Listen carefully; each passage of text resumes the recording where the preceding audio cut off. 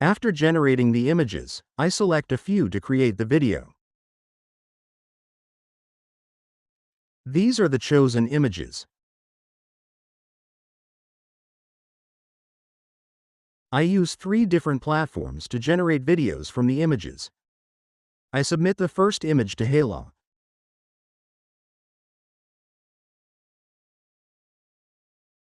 The second image goes to Juan. Since video generation takes time, I submit the other images simultaneously to different platforms. The third image goes to Hala. The fourth goes to Juan, and so on. Now, I have converted all 6 images into videos using the platforms I know.